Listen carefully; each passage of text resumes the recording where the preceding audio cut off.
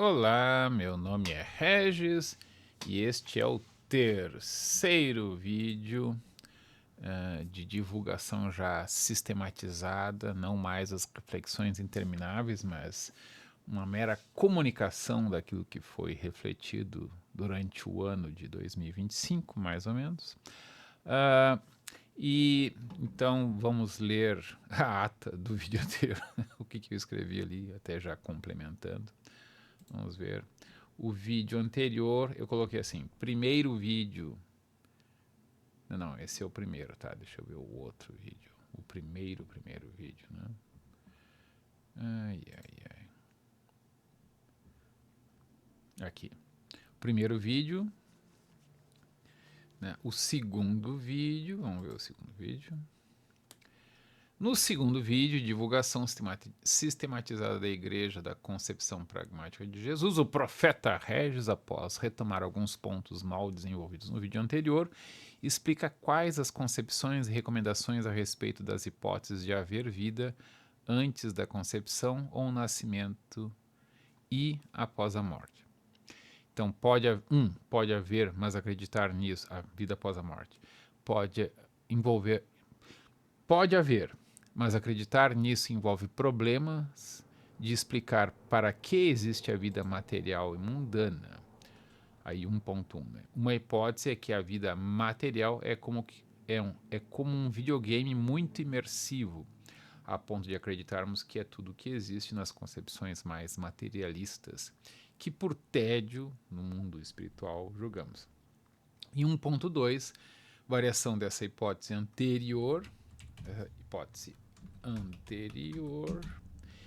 esse videogame é educativo, porque, por hipótese, na vida espiritual, ou de verdade, é ainda mais difícil de distinguir fantasia ou desejo de um lado da realidade de outro. 2. É melhor não acreditar em vida após a morte para não perder o senso de urgência da vida na lógica do o homem é o ser para a morte, do Heidegger. Né? Ou seja, o ser que tem consciência da própria finitude e que por isso tem um senso de urgência. E 3. É melhor não acreditar em vida após a morte para não desvalorizar o que se faz nessa vida, que pode mesmo ser a única. Porque se somos seres que duram bilhões de anos, ou virtualmente toda a eternidade, pelo menos daqui para frente, nada do que fazemos numa vida material é minimamente relevante e isso pode levar a uma relativa psicopatia. Para o bem, sacrifício altruísta; para a indiferença ou egocentrismo, sacrifícios ascéticos; ou para sadomasoquismo, sofrer como forma de fazer sofrer, gerando pena, ou fazer sofrer de modo direto, sádico.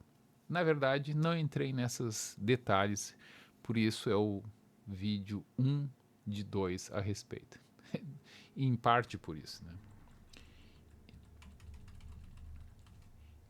E, em parte por isso, esse é o vídeo 1 de 2 a respeito. Salvar. Então, agora estamos no vídeo 2 de 2 a respeito. É o terceiro vídeo que eu gravo hoje, acho que é o último que eu vou gravar hoje. E então, vamos entrar em detalhes sobre a questão do por que não é tão bom acreditar em vida após a morte, pelos efeitos perversos que isso pode ter. Um dos efeitos que eu já comentei é a perda do senso de urgência. Se essa é só mais uma vida, então se eu acertar ou se errar, tanto faz quanto tanto fez, repito de ano, não tem problema, que nem os alunos hoje em dia pensam, né? De qualquer jeito eu vou passar de um ano para outro. Passou de ano? Passei do ano de 2025 para o ano de 2026. Mas passou do primeiro ano do ensino médio para o segundo ano do ensino médio? Todos passaram, né?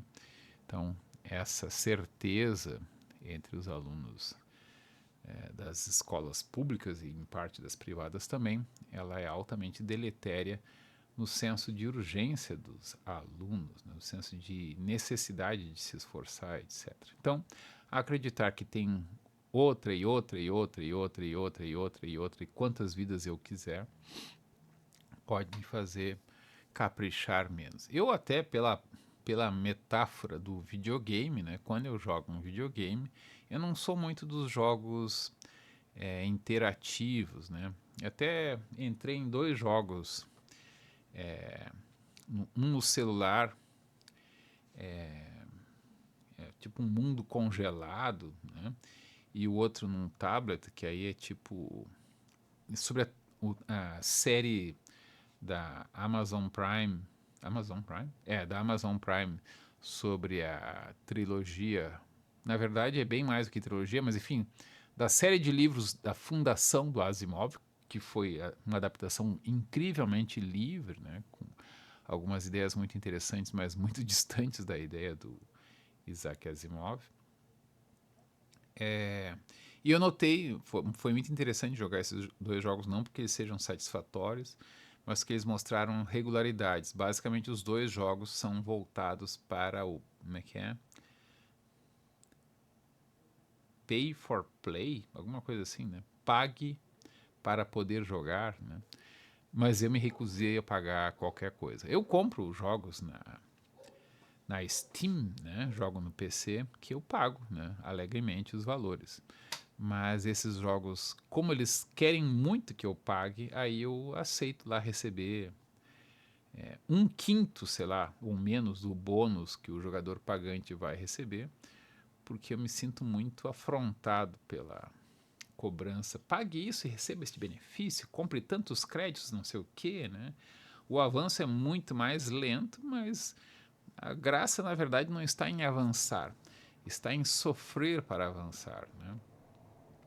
Então, nessa lógica da vida material com videogame, dificuldades podem ser parte da graça do jogo, né? Então, como é que eu vou... Essa metáfora é bastante comum, né? Vou escolhi viver no modo hard, né? Tem o easy, normal, hard, né? Então, o cara, sei lá, nasce sem uma perna, sem um olho, com os mamilos ou outras partes pequenas, e ainda assim tenta se virar e ter o máximo resultado, né? Isso seria a piada do ele resolveu jogar no modo hard, né? Eu, naquela minha prática de reflexão com Deus, às vezes eu penso o que eu quero, o que seria melhor para mim, aí de vez em quando eu chego, poderia tal. Não, peraí, não. Aí eu digo, né? Nada de coisas sacrificiais, não quero nenhuma doença horrível, nojenta, fedida, né? Nada desses desafios, muito legal, acho que as pessoas até aprendem bastante com isso.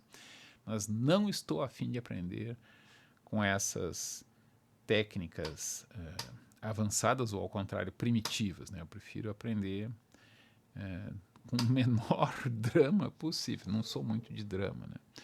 Pode ser da minha natureza. Tem gente que gosta, não manda tudo, né? Eu quero mais bater no peito. Não sou, não tenho esta arrogância, né? Pode mandar os sofrimentos que eu... Na verdade, acho que algumas pessoas olhando de fora podem achar que a minha vida é muito sofrida ou muito pobre, sei lá o quê.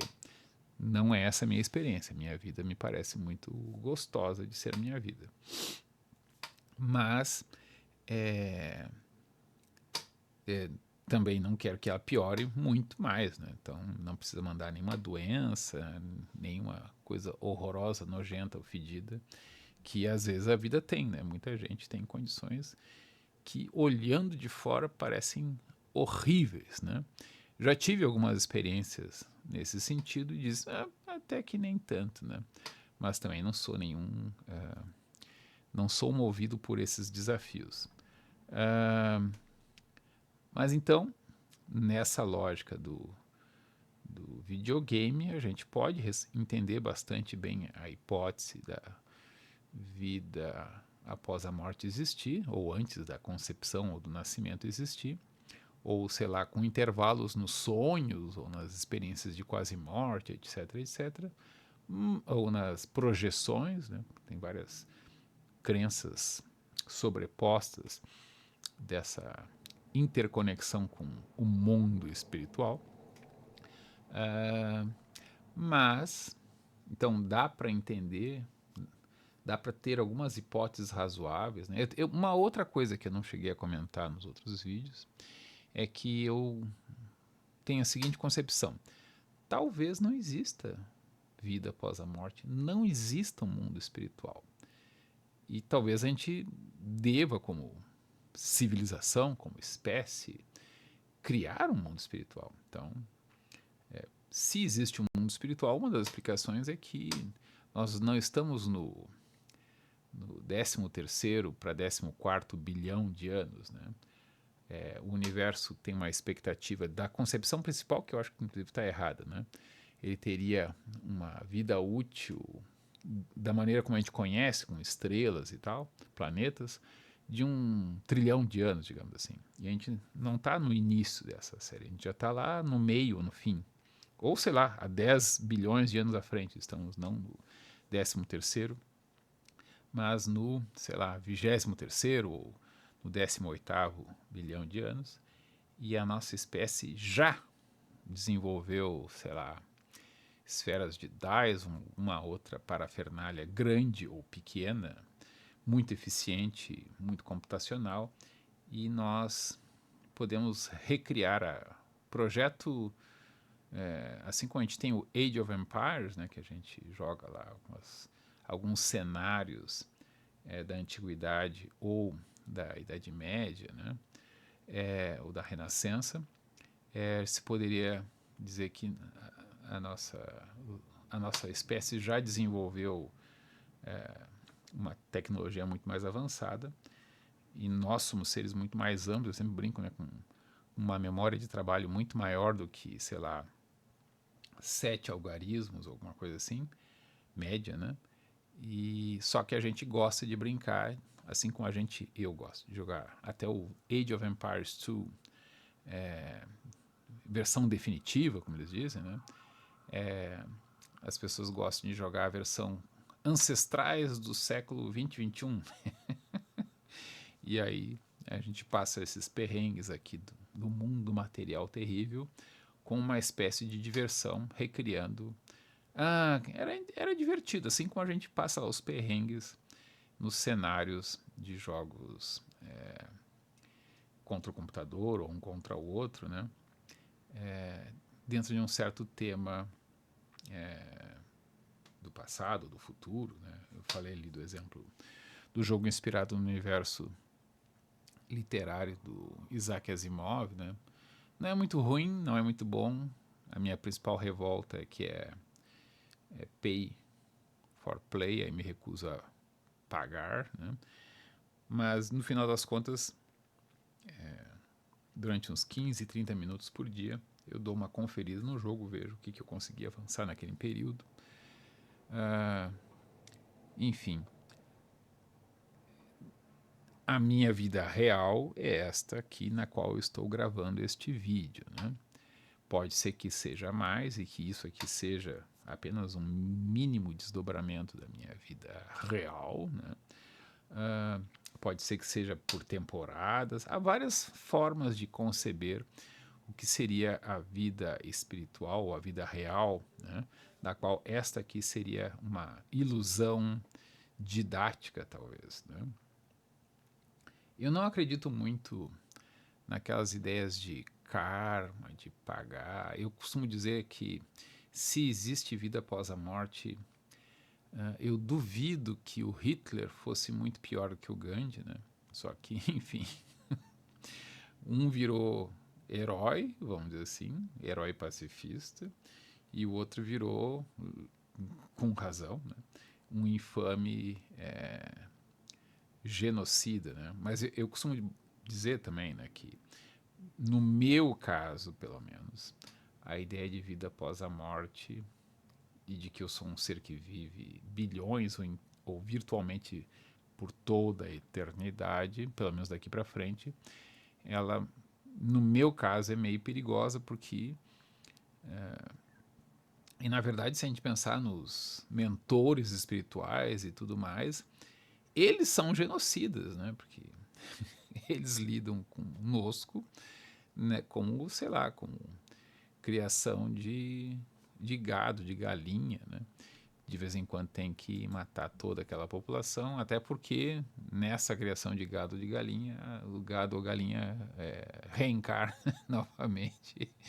Então, para uma pessoa como eu, acreditar que existe vida após a morte tem muitas consequências que eu prefiro não dar. Né? Então, nada do que eu faça é muito importante. Claro, é importante como no jogo lá do meu enteado,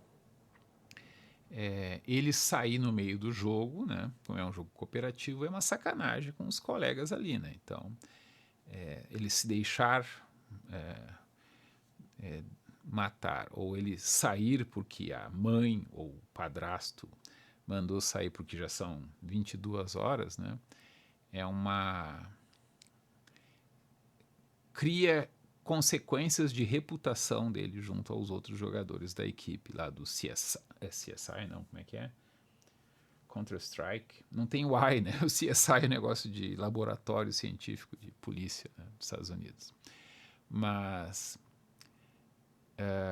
no jogo Counter-Strike e outros semelhantes, se joga em equipe, os outros membros da equipe esperam que, mesmo que tu seja um adolescente ou um guri morando lá na Zona Sul, que era o caso desse meu enteado, e os teus amigos vivem, sei lá, um no Rio de Janeiro, outro em Alegrete, sei lá, estou chutando lugares, outro, sei lá, na Bósnia e Herzegovina, acho que não era o caso.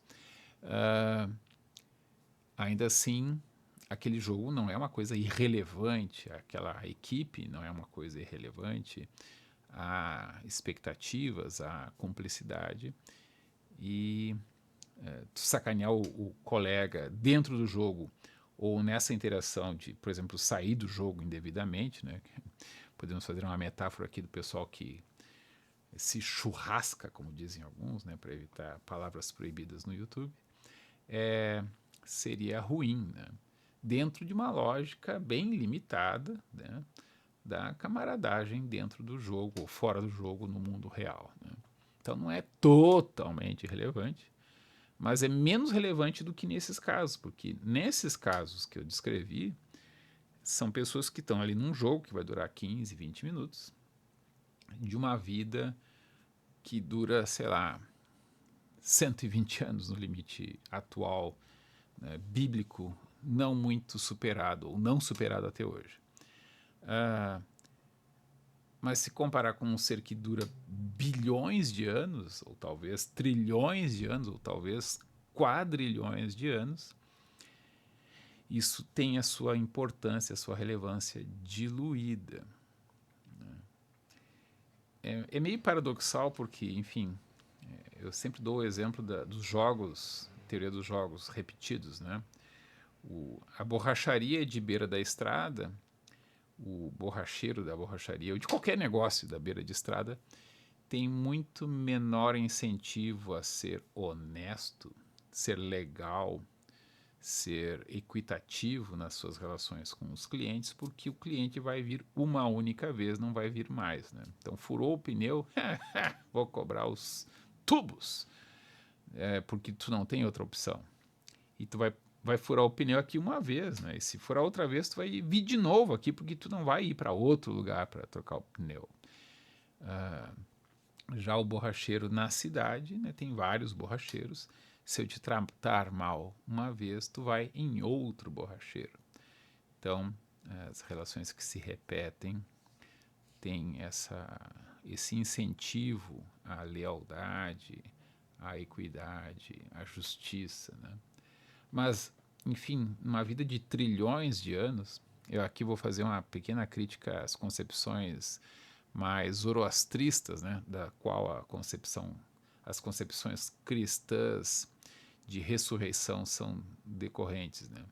Então, se o que tu faz nessa vida tem consequência na eternidade, mas a tua única chance é nos 120 anos que tu estás na vida material e depois tu vai colher benefícios ou colher malefícios por toda a eternidade, na concepção mais original zoroastrista, tu vai para os jardins, se tu foi uma boa pessoa, se tu adorou o Deus certo, o Deus bom, e tu vai para os rios de fogo, que são criados pelo Deus bom, né, que é o poder do Deus bom, caso tu tenha escolhido o Deus errado ou tenha sido malvado, né? A minha piada é a seguinte: ok, durante uns 5, 10 anos, o pessoal que foi para os rios de fogo está sofrendo muito, né? O rio de fogo, não sei o quê. E o pessoal dos jardins está achando legal, né? 10 anos nos jardins, frutas gostosas. Aí não sei se é aquele paraíso como é que é? Testemunhas de Jeová, que o pessoal senta com o leão e tudo mais, né? Todo mundo numa boa. Mas 10 anos depois, tudo bem. 20 anos depois, ok. 100 anos depois, muito tempo fazendo a mesma coisa, né? 1 bilhão de anos depois, muitos já estarão, os dos jardins estarão querendo ir para os rios de fogo para ter alguma... Será que é melhor lá nos rios de fogo, né? E aí, sei lá, de 500 em 500 anos eles vão dar uma conferida. Será que nos rios de fogo é melhor, né? E o pessoal dos rios de fogo, na verdade, eles têm um conforto espiritual maior, né?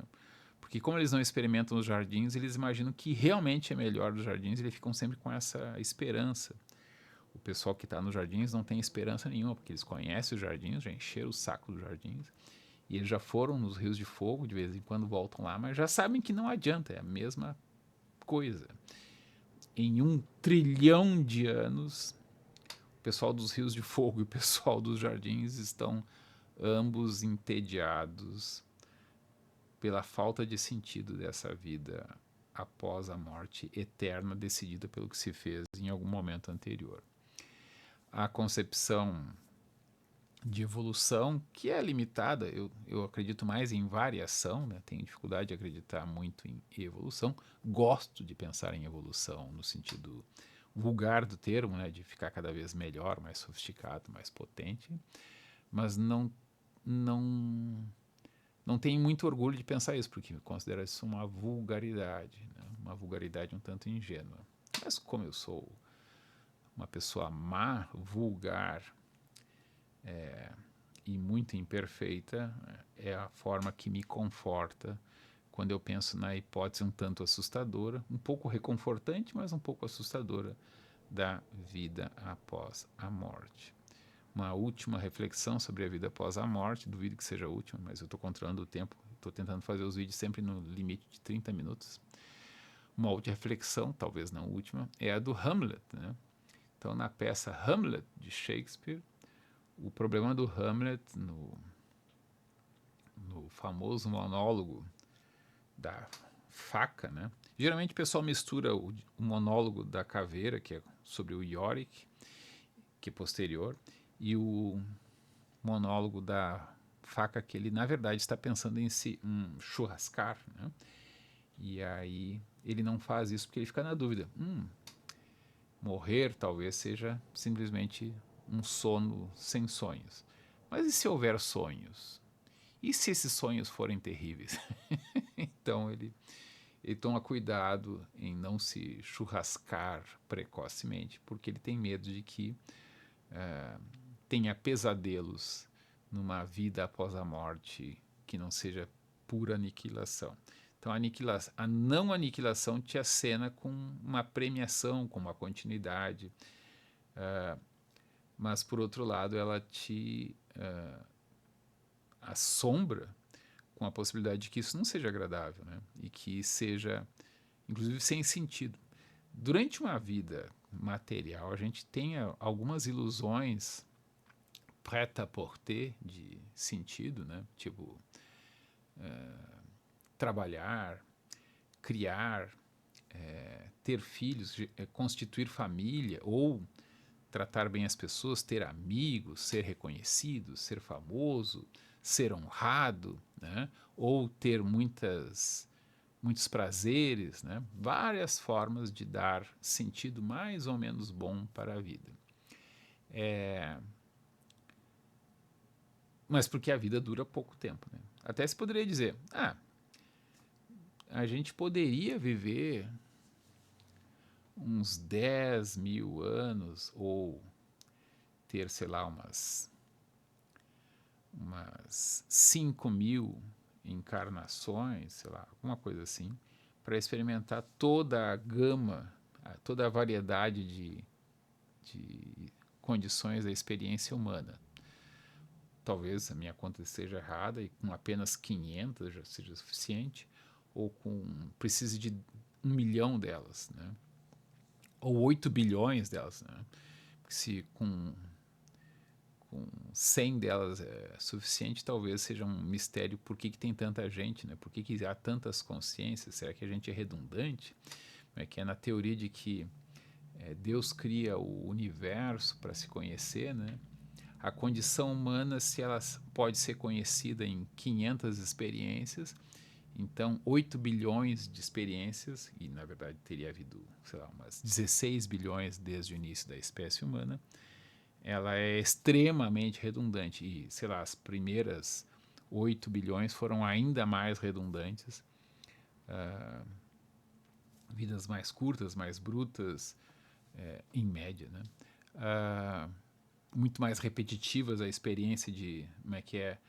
A experiência de viver só até o primeiro ano de vida foi muito excessivamente repetida na história da humanidade devido à enorme mortalidade infantil, né? Então, a própria tese de que isso aqui é uma experiência educativa ou de prazer, ela é bastante ruim porque a imensa maioria das experiências é horrivelmente frustrante, né? E as experiências mais ricas, por outro lado, elas são para a maioria das pessoas extremamente exasperantes. As pessoas, a vida moderna, ela gera um desafio de a vida é fácil, basta dar sentido a ela. A maioria das pessoas não está preparada para dar sentido às suas vidas confortáveis, né? As vidas desconfortáveis são desagradáveis, mas elas te empurram a fazer alguma coisa sem ter que pensar muito, sem muitos dramas, né? É isso e acabou. Como é que é? Ordinário, marcha, a lógica da ordem unida do exército, como é que é? Soldados sem ter o que fazer, pensam um monte de bobagem. Pessoas no presídio ficam o tempo todo pensando coisas horríveis para fazer, umas com as outras e contra a sociedade em geral. Então, a vida contemporânea é muito confortável, a minha, por exemplo, é muito confortável, mas eu me lido muito bem com isso. Ela é exasperante para a maioria das pessoas. E pode ser esse o problema. Se existe uma vida após a morte, ela pode ser terrível porque tu pode criar uma realidade conforme a tua mentalidade, vamos dizer assim, a tua capacidade de desenvolver algum sentido, alguma fantasia. E a maioria das pessoas cria armadilhas terríveis, prazeres que parecem muito interessantes na hora da concepção e que depois se tornam pesadelos, mesmo dando tudo certo, se tornam repetitivos, mesquinhos, e aí a reencarnação pode ser uma forma de... Peraí, eu estou muito perdido aqui nos meus labirintos, permitam-me ter uma vida difícil e limitada na Terra, que aí pelo menos eu vou, tipo, vou jogar aqui um personagem que fica só matando monstros, como é que é? Só matando zumbis, né? Isso vai dar muito mais sentido do que essa minha vida muito ampla no mundo espiritual ou no mundo real aqui, né? Então, fiz uma longa reflexão sobre por que pode haver uma vida após a morte ou por que pode não ser muito bom. E a razão pela qual pode ser bom acreditar numa vida após a morte é dar sentido, dar mais opções, dar chances, né? Se tudo der errado, a Igreja da Concepção Pragmática de Jesus não tem nada contra as pessoas acreditarem em vida após a morte. É uma ideia que pode ser reconfortante para aqueles que não têm tendências hamletianas, né? pode dar uma noção de sentido. O próprio Hamlet, acho que se apega à ideia de que ele poderá vingar a morte do pai.